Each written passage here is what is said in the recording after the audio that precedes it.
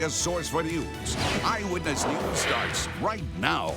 For somebody like that to be given opioids, it's like giving somebody a loaded gun.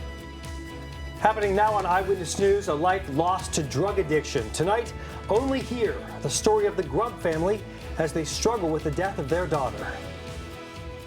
Good evening, everyone. I'm Stefano Dipietrantonio. And I'm Callie Carr. We begin tonight with an Eyewitness News exclusive. It's Kate and David Grubb's first sit-down TV interview since losing their beloved daughter Jessica to a drug overdose just a few weeks ago. She struggled with heroin addiction for the better part of 7 years, but had been clean 6 months. A doctor, though, prescribed Jessica Oxycodone after surgery, a deadly mistake the Grubbs say could have been so easily prevented. They're sharing their struggle now, hoping other families will see this can happen to anyone. This bubbly 30-year-old would have been the maid of honor at her sister's wedding in 3 weeks. Oh, it's going to be like a happy, sad, up, down. Yeah, go crazy. With family coming in from everywhere. Kate and David Grubb say their daughter Jessica had been clean, a recovering heroin addict, for 6 months. Until hip surgery in a Michigan hospital, this was their last picture together there. Her parents say the discharging physician failed to see the words recovering addict on her chart, then prescribed her 15 oxycodone pills. She was given opioids, obviously, and for somebody like that to be given opioids, it's like giving somebody a loaded gun, a suicidal patient a loaded gun. You just can't do it. She took 8 before going to bed. When you're in the throes of active addiction, she could have probably taken 8 of those pills and it wouldn't have affected her. But she was no longer tolerant. Jessica died in her sleep.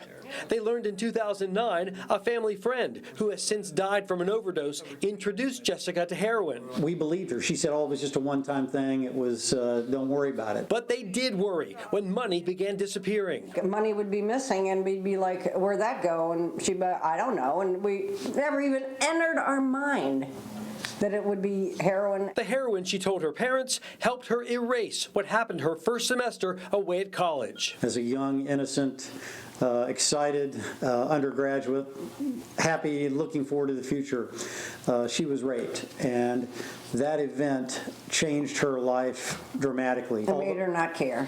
All the problems went away, and she felt at peace. And I think she was chasing that feeling from that point on. This Charleston attorney and former state senator, they have 5 daughters. You don't fit the mold, what people might think of for the family of a heroin addict. That's why we're doing what we're doing. And that's right. And the mold... Taking away the stigma. The mold has been broken. Could be you, could be me. They reached out to Senator Joe Manchin to craft Jesse's Law, which would make labeling of patient charts big and bold, so no family suffers like they are now. As we keep telling ourselves, Everybody dies. everybody dies, and we're glad we got to know her for 30 years. And be here now. If she were here today, she would think, this is so cool what we're doing, and it's so wonderful what you're doing. And I think that's one of the things that keeps us going, is that she would be proud of this. Now, they started a memorial fund with plans to build something right here in West Virginia that will not only keep Jessica's memory alive, but will no doubt impact thousands of other families as well. And we'll look at that in part 2 of my exclusive story tomorrow night.